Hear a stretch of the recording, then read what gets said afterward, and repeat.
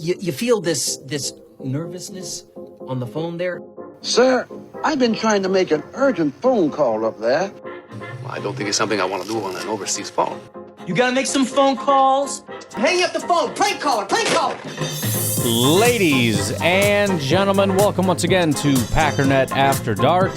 This is the call-in show of the Packernet Podcast Network. If you'd like to call in, if you'd like to participate in the show, please feel free to do so. The phone number here is 608-501-0718. New callers go directly to the front of the line. I always like it when I watch a movie and then forget that it's in my intro. I was just watching The Shining yesterday, and today I finished it. I feel like some movies are like once-a-year movies where it's been long enough and you're like, you know what? I think I'm going to watch it. The Shining, to me, is a once-a-year movie. But I put that on. Trying to make an urgent phone call up there. So good. Anyways, Drew from Green Bay, what's up? Hey, Ryan, it's Drew from Green Bay. Someone had called in and asking about Belton, and it kind of got me thinking, and basically, they were asking if he was in the top 100. And kind of I think what happened with Belton is I think he was kind of in that third to fourth range for people, and then he did very well at the Senior Bowl. Yeah. And then I think some people moved him up and some people didn't. Yep. I kind of think that's what happened because a lot of people don't want to overreact to the Senior Bowl. And basically he had like a couple days of just total domination there. And then he had one day where he got beat a little bit, and you talked about that in the podcast. So, I like to give a little bump to guys in the Senior Bowl, but it's still they're like individual drills. It's more like a practice, and it's like how much of a bump do you want to give guys for what they did in practice at a Senior Bowl? You know what I mean? And so I think the guys who gave the bump were more accurate than the guys who didn't, and on where he ended up going, and then I think that heavily influenced them,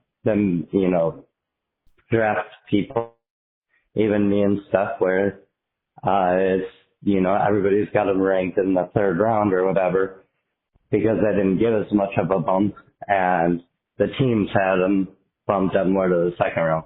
But with Matthew Golden, about the speed, the best thing about the 4.29 speed is that it's not 4.6. Sure. He's not slow. But I also like that. I did see it once in a while on tape. Like there's this play, I don't remember what team I was against, but he cut in and then he cut out, and the defender took one step in as red as he did. Then they both kind of went out, and Golden, the defender kind of stayed with them for a couple steps, and then Golden took that extra gear, and the other defender had no other gear, and he just pulled right away. And that might have been one where it was underthrown or something, but I think Golden does have that, but it's like the third gear, so yeah, you don't see it all the time. But I do think when he's running at a varied route, that's a good thing, because when he runs slow, when he doesn't have to run 100% to be the same speed, he's conserving energy. He's under control. Other guys are going to be out of control. They're going to be out of energy because they're going full blast the whole time. So, anyways, just wanted to make those points. Have a good one. Bye. Yeah, I think you're dead on because we've seen that with other guys where I think there's questions, there's a lot of doubts, and the Packers really want somebody. I mean, they look at our second round pick, and they're just in love with the idea of that person becoming what they can be. And they're trying to stay measured, but, this would be nice, like a perfect, left tackle if possible. If not, man, we got a right guard spot that we'd love to have you at. But he is a perfect specimen, and you're just kind of looking for a reason, and the Senior Bowl provides that reason. And, I think there's several guys that you can look at, and, the Packers are big with the Senior Bowl, and I think that's a big part of it.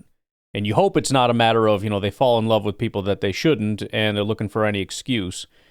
But there are guys with questions, and sometimes you need something to answer those questions. I think the Senior Bowl is a good test. It's a good opportunity to see you up against the top prospects, kind of weed out a lot of the noise, a lot of the garbage in college.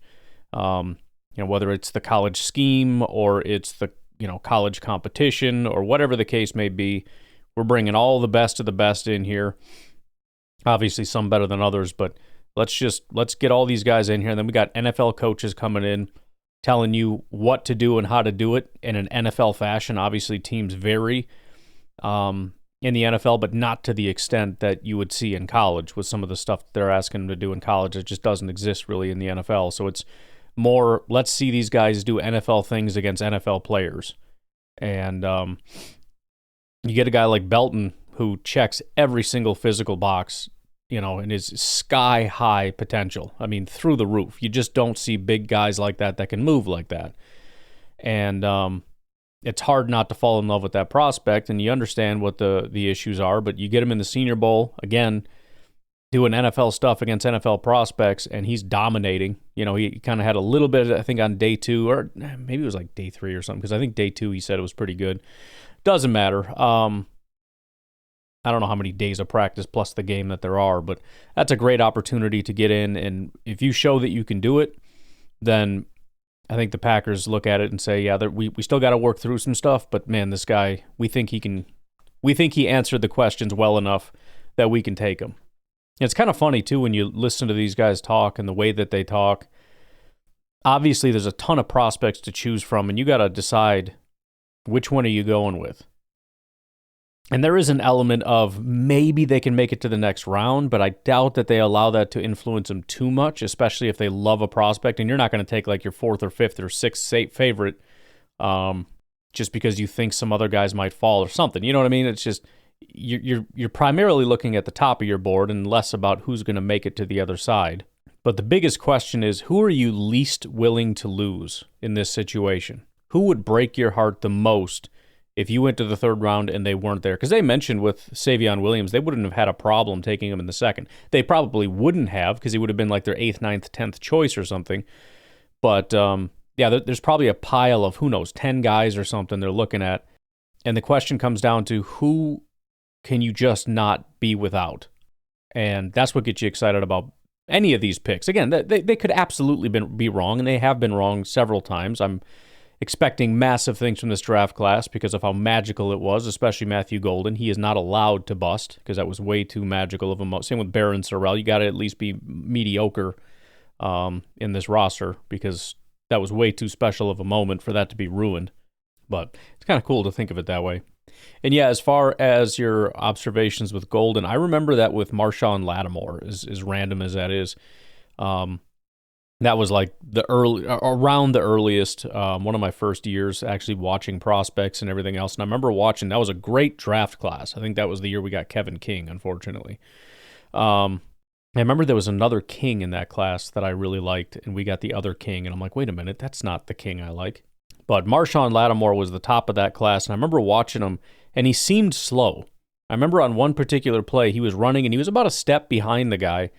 And I remember thinking, yeah, that sucks. That's NFL open right there. And as soon as the quarterback threw the ball, he kicked it into another gear as though he was toying with the guy, toying with the quarterback to try to get him to throw. And as soon as he did, man, he had another gear, and he shot out of a cannon. Already at a pretty, NFL pace, he's already running, and then all of a sudden he is way faster than that, jumps in front of the ball and picks it off.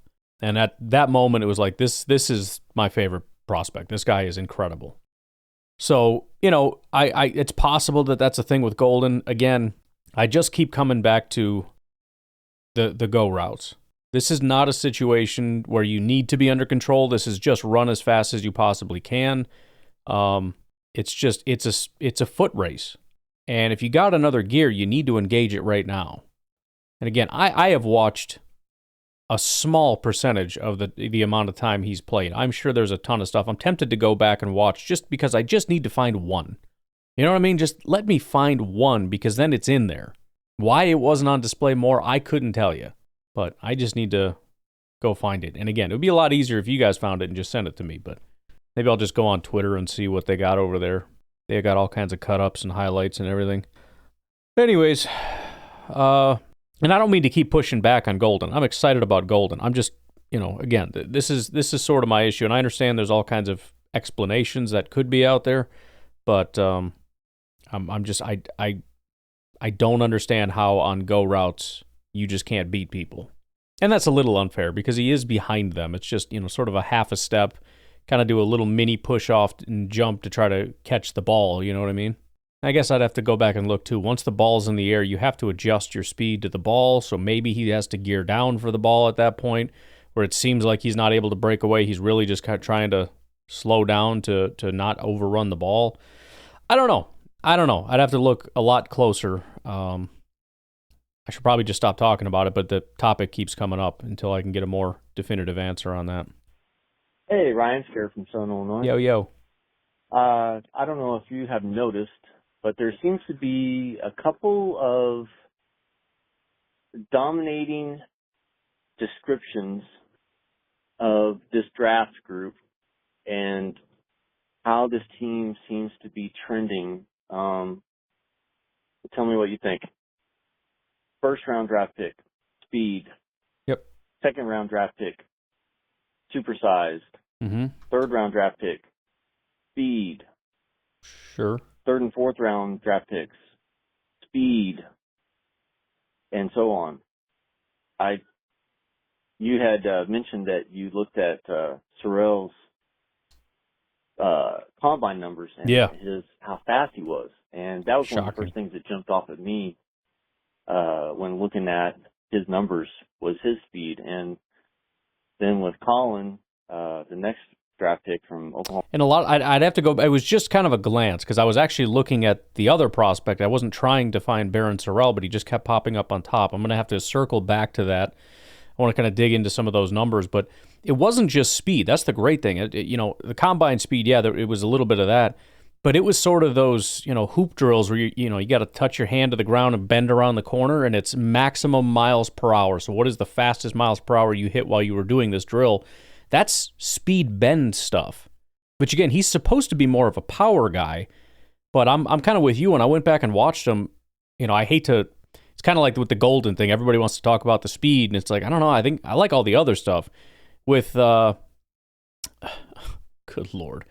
With Barron Sorrell, it's not that he doesn't have power. He's not as strong as you would expect when you hear power all over the place, and you're picturing Rashawn Gary, who just freaking knocks people straight back every single time.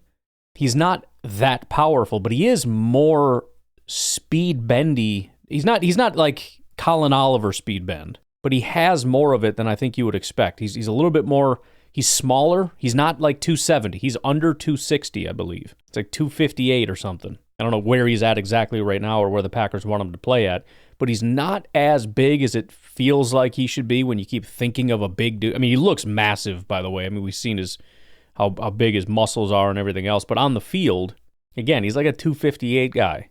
And his mobility and speed and all that, it does stand out more than you would expect. State. Gosh, man, I know he's a smaller dude, but I think what we've got to really just accept that Hafley is really developing this defense to be faster. Mm-hmm. And, the other word I left off, keyword, versatility. Yeah. These guys can do a lot of different things. And I think they're going to be asked to do a lot of different things. And I know how it's like, I want you to do one thing really, really well. Yes. And then it's okay to do the other things pretty good. But man, now with the signing of Isaiah Simmons, for example, I know I wasn't exactly excited about that for a couple reasons, but what LaFleur had mentioned in his press conference was when they played him a couple years ago, he just seemed to be around the ball all the time. He was just everywhere. And I think that has a lot to do with his speed and the versatility of him just being able to play everywhere. And tell me if this sounds right. Hafley has a defense potentially to where he could be showing you one look and you think, okay, this is what he's going to do, and then do something completely out of left field where he brings guys in and drops other guys out that the quarterback wasn't expecting. And it just speaks to, how this team is developing into just show one thing but do something else. And it just makes me really excited to think that, this defense was pretty good last year. Got cut off and didn't call back in. But, yeah, I mean, when you think about Colin Oliver, one of the things all fans hate more than anything else is watching an edge rusher drop. But you can see a situation here with Colin Oliver where you are sort of an edge/linebacker hybrid, where we actually do have that ability to do that, especially when we have a bunch of other inside linebackers or stack backers or stack linebackers, as everybody seems to be saying these days. Everybody in the front office and Goot and LaFleur and everybody play some stack. Like, okay, yeah, stack sounds good. Term's been around since the 60s apparently, so I guess I've just been sleeping. But it does provide that versatility to be able to do that and then rush Quay. You know what I mean? Because we're going to do that anyways, but it leaves us a little bit short-handed unless you got a guy off the edge that can do that. And that's where perhaps, like Gutekunst was talking about, we have opportunities. If you need him more often, he does provide that versatility to be able to be a little bit more of a mobile piece where we can put him on the edge, where he may fire off the edge, he may drop, he may do whatever. But like you said, to begin with, we need you off the edge going and getting quarterbacks, and then we'll see where we can go from there. But yeah, it's something that I think the NFL does a lot, especially in the 3-4, which we used to have all the time with guys, edge rushers dropping occasionally. And the problem that I said with that is, that worked great, for teams like Wisconsin, a couple years ago, maybe still, I don't know. But, I mean, they had edge rushers and inside linebackers that were all about the same weight. They're between like 225 and 240. They're edge rushers. And you can get away with that in college. In the pros, you got 270-pound edge rushers. You can't drop them and expect any amount of legitimate production from that. That's the equivalent of when we dropped B.J. Raji and we got lucky with a touchdown. You know what I mean? Like, you might get lucky, but there's no... This is not a thing that can actually happen. He's not a linebacker, which is why the whole term of, like, outside linebacker, it became kind of stupid in the NFL because they're not linebackers. They're defensive ends that are standing up. But again, you get a 240-pound edge rusher who's kind of a linebacker already. I didn't really care for him as a linebacker, but let's just say he can do it, at least significantly better than Rashawn or whatever. And I know it's probably making you sick, the thought of dropping people, but still, you have that sort of versatility. And again, you drop him and you bring another. So it's not like we're losing a pressure guy there. It just provides that versatility, like you said. And it's, yeah, the versatility, I mean, across the board almost, with the exception of a few people. Golden is an outside-inside guy. Belton is a tackle guard. Savion, I mean, it speaks for itself. He's basically just a chess piece. I think Sorrell is pretty static edge rusher. Colin Oliver is edge/stack. Warren Brinson, I would like him to stay inside. I think he will, but they did say he has some versatility to possibly go to the edge, whatever. And then the last two guys are probably pretty static. Micah Robinson, it'd be interesting to see if they want to play him as a slot guy or if that's, me just pigeonholing him because he's short or light. Because he's pretty exclusively played on the boundary in college. So we'll have to see about that. John Williams, I think, is pretty exclusively an interior guy. He's just a guard. But yeah, lots of versatility here. We'll see what happens. All right, let's take a break. We got Nico from Idaho.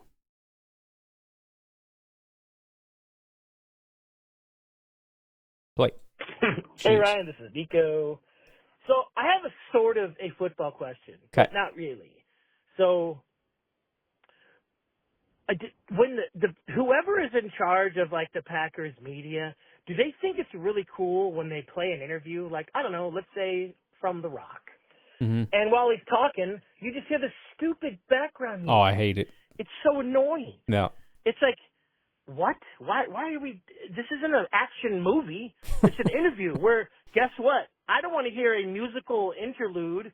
I don't want to hear a percussion breakdown. I want to hear the question that Mumbles says to the person, whoever it may be, the floor, Romeo Dobbs, I just cut the ball. And sometimes they don't talk very loud, and so you don't hear the question or the answer. You hear. So I don't like. I think the only people that like that is the media group. They must make a video and let me put in this soundtrack, and they're all sitting around this table like, oh, that soundtrack, man. That soundtrack really brings in the question and the answer. Like, no. I think the term the kids say is slaps. Really slaps. Maybe that's old already. I don't know, but that's a thing I know.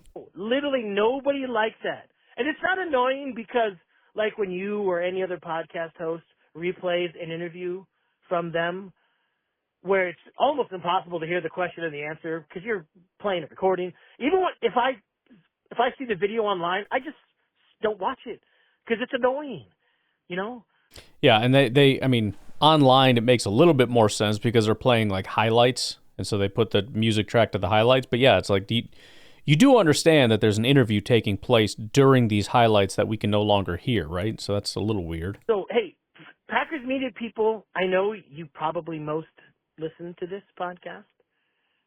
You should, because we're like the heartbeat of your team, No one likes that but you.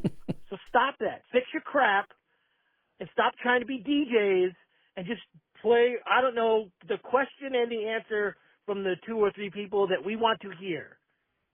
That's all I have to say. Thank you very much. Go Sounds Packers. like crazy talk. You are saying crazy things. Yeah, or at least fix the volume levels. The music is just too loud. It doesn't need to be that loud. So that would be nice, I think. Ryan Beershey's been here. Yo. Listening to your podcast about Warren Brinson. The guy's a criminal. Why the hell would we draft him? He's a freaking Orbeez serial killer. How could we let this go through? How could we draft this guy knowing this? I mean, unbelievable. Seriously? I mean, he's a danger to society. Come on. That shit is so stupid. That's hilarious. But anyways, he's from Savannah, so that's cool because criminal. I live an hour from Savannah. Nice. I live in South Carolina. I live literally pretty much on the border almost from Georgia. By the way, I love South Carolina. I when I was younger, I said I wanted to move to because I was trying to think where's the best place in the country to live. It's like, well, I want to escape all the winter snow stuff. Out west, you got like the earthquakes, which isn't that big of a deal, but I don't really want to live out there anyway. Down south, you got like the hurricanes. Like, where do you just like not have all that stuff, but you got the nice weather, and I want to be on the beach. And I came up with the Carolinas.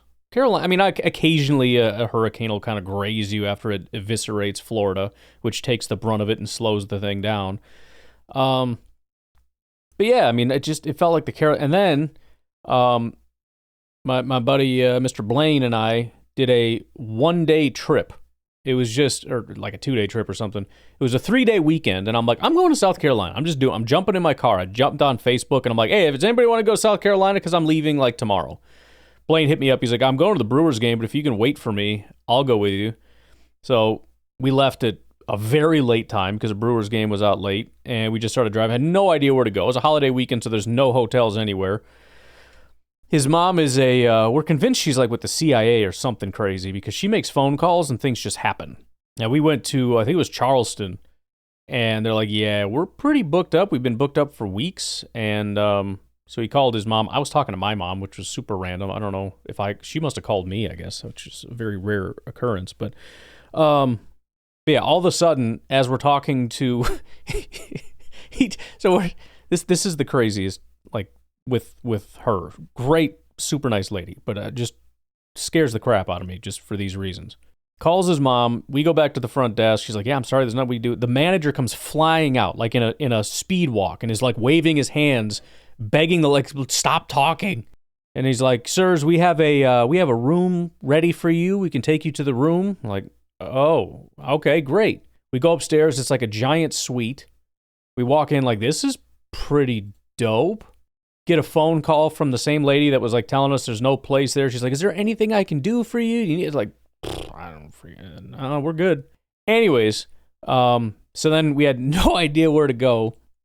I wish I could find, maybe you know where it is if you're in the Charleston area, because that's about, what, how far is that from, I don't know. Oh, it's actually really far.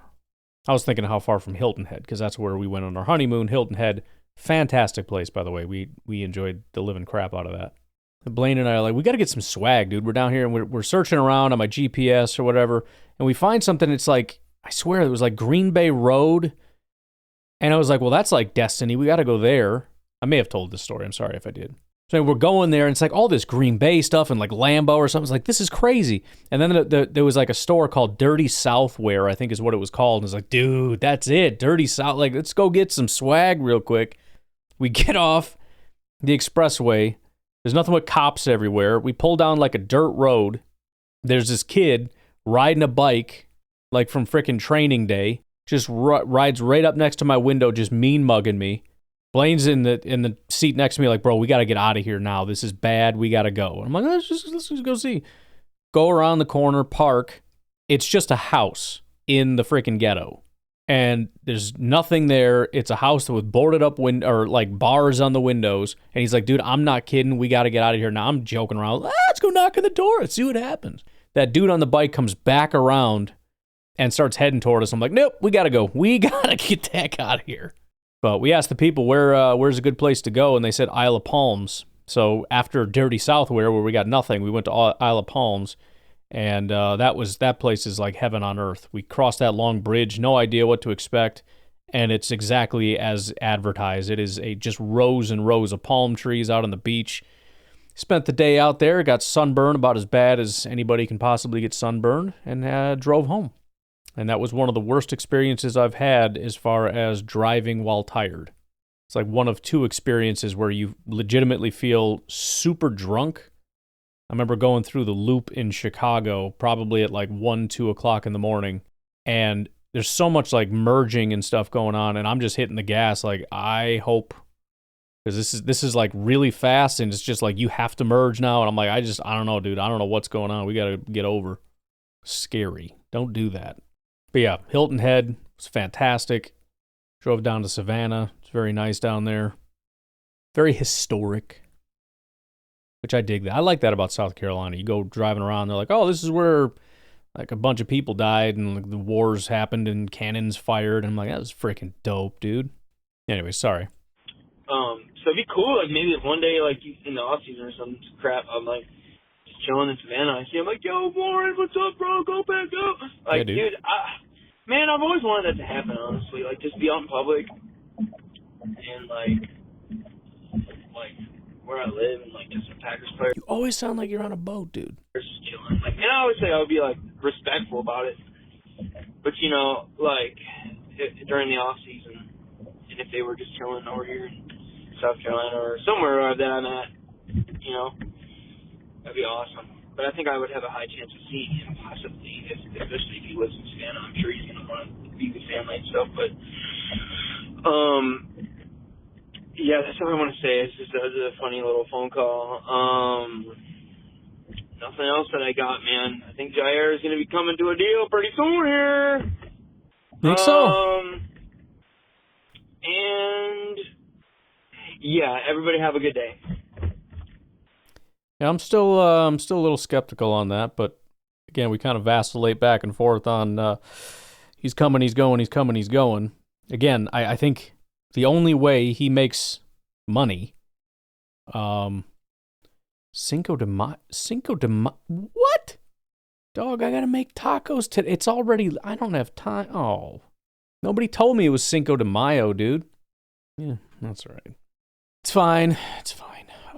Beer Cheese Benny Part 2. Ryan, Beer Cheese Benny, one more thing. Yeah. I'm sorry I didn't say this in the last thing, but Warren Brinson, dude, just, you know, since I was already talking about him, what a guy, dude. Just what a personality, man. You just hear him getting interviewed, dude. He's just so freaking funny. He's just so awesome, dude. Like, I just love him, man. Like, he's gonna be awesome. And I hope he you know, becomes a big part of our defense and successful, you know, because then it'd be funny to hear him after the games and stuff. But also, speaking of interviews, you know, Savion Williams Savion, however you want to say it. He said that somebody asked him before the draft, like, if you could get drafted by one team, who would it be? And, like, oddly enough, he said the Green Bay Packers, like, and so, like, that's just so cool, like. By the way, I hate to crap on, these great stories and everything. I heard him at the Combine specifically say he would love to go to the 49ers when he was asked. So he may have mentioned in passing that he also wanted to go to the Packers or something, but that stood out to me at the Combine. He's like, oh yeah, the way that they use receivers and everything would be super great. Maybe the question was, would you like to go to the 49ers, in which case the answer is yes, and maybe he would prefer to go to the Packers anyways. I'm not just completely calling him a liar, but he lit up like a freaking Christmas tree talking about how he'd love to go to the 49ers. I'm just saying. Oh, he gets drafted by the team that he wanted to get drafted by, so, like, I don't know. I think sometimes that those kind of things mean a whole lot, because when guys are getting drafted by the teams that they wanted to, like, now, like, they're extra motivated, It's just cool when these guys come in, you get to hear them talk and, just kind of understand their personality just from short clips and stuff.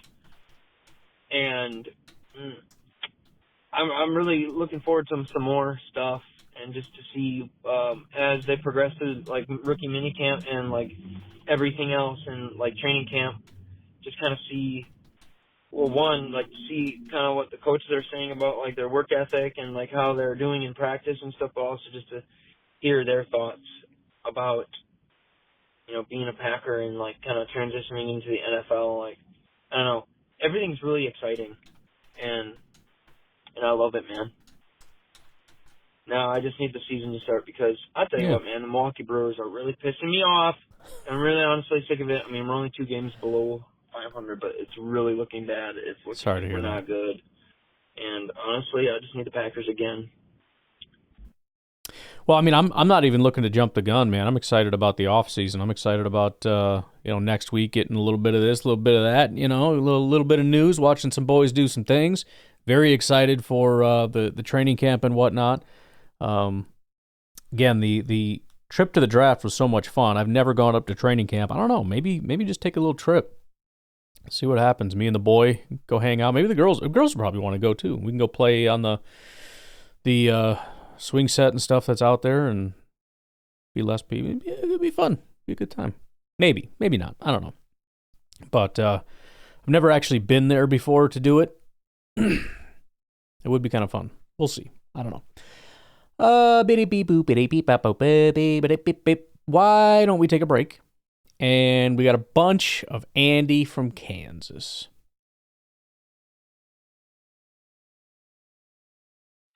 Hey, Ryan, this is Andy here in Kansas. Yo. Just sitting outside Sunday afternoon eating Chinese leftovers. I hadn't called in about the draft picks yet, just letting other people, emotionally get their thoughts out. Hopefully mine aren't too bad.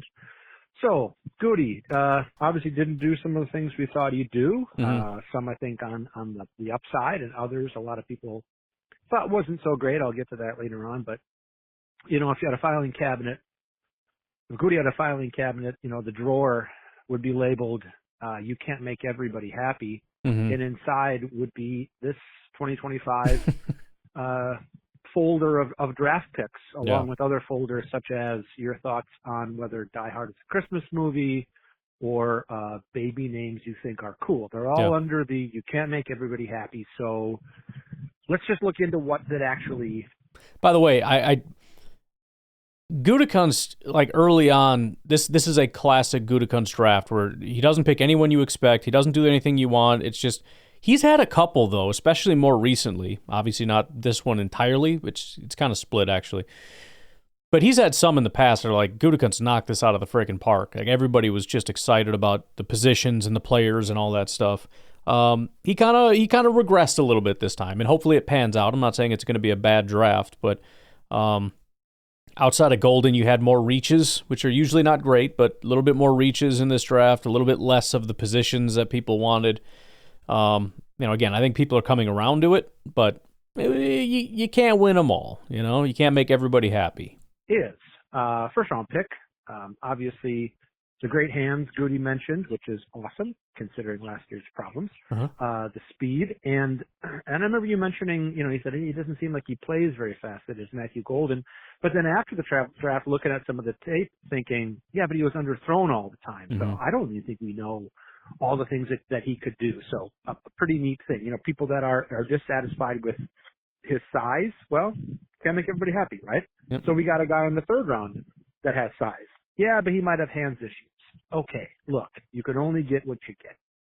I think something to think about in the first round, too, is what happened after the Packers picked at 23. A couple picks later, I believe it was Houston, they traded out of the first round completely. And then at 26, the Rams did exactly the same thing. I think that matters. I think that right. says they were looking at Matthew Golden, and after him, didn't have anybody in the first round. Sure. I think what Houston did, they got the second pick. And that makes sense with what a lot of people have been saying when you look at the wide receivers. I mean, the Luther Burden was kind of seen as possibly a first-round option. I think we learned that the NFL didn't really agree with that. Second round for sure. But I think you're right. I think there were Golden, maybe somebody else, maybe a couple others. But outside of that, there's just those guys aren't there, and they're trying as hard as they can to trade out. And good for them for finding trade partners. I don't remember exactly who traded up and for what. But yeah, I think that's a good point. When you draft and everybody after you just goes, oh crap. You know what's funny? I just saw, this was from obviously a few years ago. I didn't even know what year it was, but they were going through the draft and they were trying to trade. And I'm still not giving up hope on this guy, but this was when we drafted Van Ness. And the team, I don't remember who it was, but they must have picked a handful of picks after us. They said the Packers picked Van Ness. And then they all kind of looked at each other and they threw up their hand. It was obviously dude, that's who we wanted to go up and get. They couldn't get up. They were trying to trade up. And so once Van Ness went, they're like, all right, now what do we do? So it's it's awesome when the Packers get those guys and then the people after us are like, yeah, I knew it. I knew if we didn't get up, we'd lose this freaking guy. And I think it was the same thing. A lot of teams wanted to move up. They wanted Golden. We drafted Golden and everyone's like, well, there's nothing left. So let's get back as far as we can because now we're on to this next pile of 20 guys. So we can move back, pick up some extra picks and still get a really quality player. For the second round and immediately took a big wide receiver. So I really think Houston wanted a guy like Golden, and we basically signed. And they've been saying forever that wide receiver is a massive need. I remember there was one mock draft or whatever where they were going through the biggest needs, and for Houston it just said wide receiver, and then under it said duh. Right there. I'm talking quickly because I have a bunch of other thoughts I want to get to in other calls. But the Lions at 28. The Lions did not exercise Jameson Williams' fifth-year option until the next day. I think the Lions wanted Matthew Golden. Yeah. I read something about that. Maybe you can look into that as well. The Lions, they took a defensive lineman with that pick, and he wasn't really considered. That is Tyleik Williams, a first-round pick. So I kind of think we threw the Lions for a loop. I like to think that we did. Mm-hmm. But overall, I'm very, very happy. I think that Goody and LaFleur are on the same page as far as getting a guy like Golden in. What does that mean for other wide receivers on the team? Who knows? I'm wondering if before the trade deadline, if Romeo could be a trade candidate, but that's to be seen. I'll call back. Okay, it's Andy again. Anthony Belton, second-round pick, very much a big surprise. Mm-hmm. And I do mean big. That guy is massive. I like to see how he's basically a stone wall.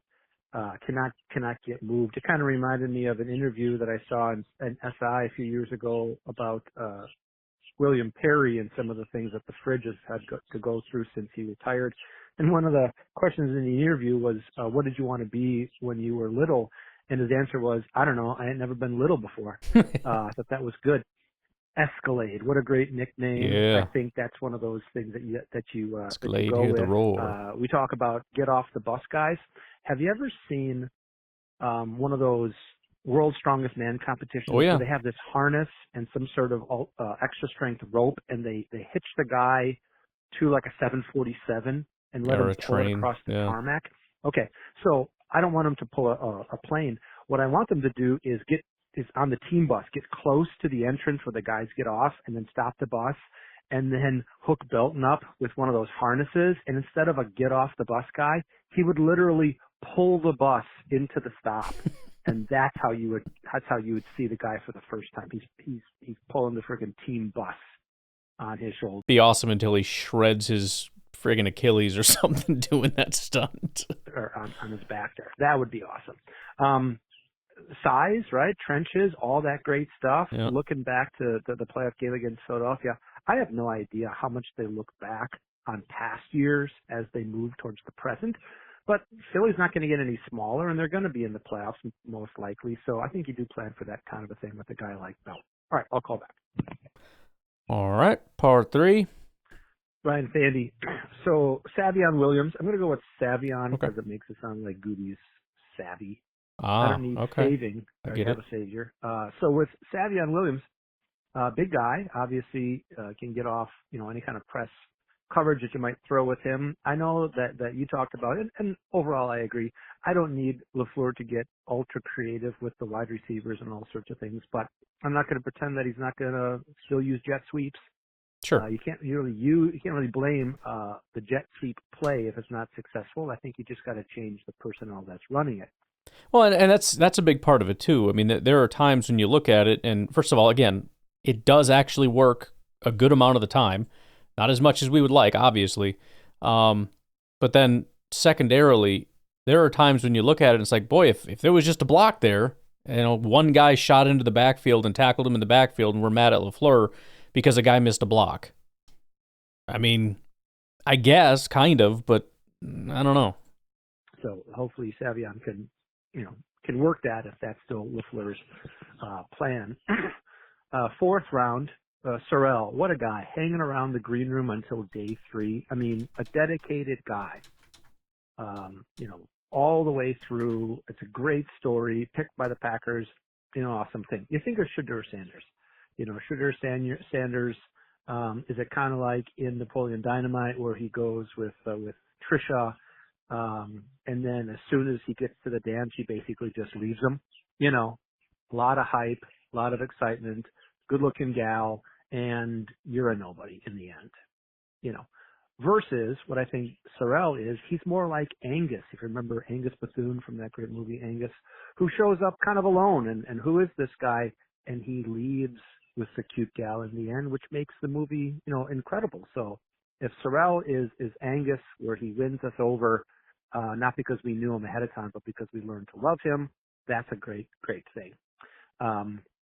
5th round pick, I'm trying to think of the guy's name off the top of my head. He's got great athleticism, that's for sure. He's going to be, I think, a good special teamer from day one. He's got great athletics. What was his 10-yard split, like 157? Golden's was 149. There's not a whole lot of guys in between that with a 10-yard split. So let's use his athleticism that's there. I think this draft overall is a good mix of production and traits, and we'll kind of see how things go. I'll call back. All right, part 4. Hey, Ryan, it's Andy. Colin Oliver. I couldn't remember his name. So, yeah, as far as pass rush, very productive, really high grade as we saw. Only 2 games last year, but had a whole bunch of pressures just in those 2 games. The previous 2 years had like 7 and 5 sacks total. So, once again, as far as, we don't want traits, we want production. Okay, he's getting production. He's getting production. Oklahoma State is not huge, but it's, well-known, Division I, all that kind of stuff as far as competition goes. I'm curious if, Hafley last year did a lot of just 4-man pressure, but how much do teams keep that same style? At some point you got to throw something different in there. I wonder, if Quay will be utilized as a blitzer type guy. Colin Oliver certainly can do that kind of a thing. Even Isaiah Simmons could possibly do that. I know he doesn't have a great grade, but I believe in Hafley, really. So looking forward to Colin's contribution that's there. Brinson, when they drafted him, the first thing I thought of was diabetes. But that's Brimley. Yep, Wilford Brimley. So, wrong name there, but still diabetes. kind of a big guy, maybe diabetes in his future. Hopefully not. Got the Bettis. Hopefully instead, he's going to be the new trash can full of dirt, really looking to fill that role. And it sounds like he's a guy that you can't push backwards. And so let's get a 315-pound Georgia guy in there. Nazir Stackhouse also coming along for the ride. Yeah, I'm excited about him. And then offensive lineman at the end and a cornerback at the end just to kind of fill out the draft. Keep developing guys. I mean, as much as it's, we only draft and develop. We never get free agents or trade or anything like that people complain about. We keep making the playoffs. So we must be good at drafting and developing because that's apparently all we do. Keep it going, So looking forward to it. Thanks for doing all the profiles. All right, bye. Yeah, I mean, and that's where I've been talking about kind of we're so black and white, where it's like, either you get these home run hits or you're not very good at what you're doing. When obviously there's some serious nuance here when you say, yeah, we get no blue chippers, we get no develop, we get no. How do we make the playoffs every single year? What is that? You can't have a bad GM who drafts bad players with a bad coach and go to the playoffs with a bad quarterback. And especially the negative fans, they would say all of that. Jordan's not it. LaFleur needs to go. Gutekunst needs to go. How do we go? Why are we not the Jets or the Browns? Why are we not the Bears, who I'm sure the negative fans praise the living crap out of the Bears and everything that they do, winning freaking single-digit games every year? Just curious. So, I mean, I agree with the fact that I do wish there was more growth from these guys, where they come in and they're decent and it's like, oh, it's a good starting point. Now I need to see you go from, like a 69.6 PFF grade to maybe a, 75. Maybe you can get up to an 80 in year 3. There's none of that. It's like you come in and this is what you are. There's been some growth in a couple areas, but it's like you come in and you're, Jaden Reed came in and he was Jaden Reed and he remains Jaden Reed. And Romeo came in and he was Romeo and he remains Romeo. Everybody kind of comes in. It's like, this is me. And I'm going to be this good forever. A couple guys have gotten a little better. A couple guys like Josh Myers and John Runyon went backwards. I don't know why. It seems to be the offensive line that vacillates a little bit. But, again, it's there's a lot of nuance there. And I think what we underappreciate is the amount of guys that come in and are good. It's like, oh, there's no great, and we need great, and we, where's our Rodgers and Devontae, and where are all these guys? I mean, that's fair. That's a fair assessment. But to pretend that everything is awful, as though we're a 4-win team that should be looking at, drafting the hot quarterback coming out next year, Manning. Okay, we'll see. I mean, we'll see. We'll see. I mean, maybe you're right. Maybe everything is awful, and then we can draft. Maybe if we're not number 1, we can get Drew Alar or something. Yes, I'm already looking to 2026. I can't help it. In fact, I keep saying this. I'm working on a big project. I am, and I'm very excited about it. And I'm making a lot of progress. And if I can just freaking get it, I'm unfortunately dropping money over here, which is a bad habit I get into. I get into these projects, and it's like, well, I can't go any further without paying $25 a month. All this for a perspective, like maybe this will work out. I'm hoping to have something very cool to offer you in the very near future, but we'll see.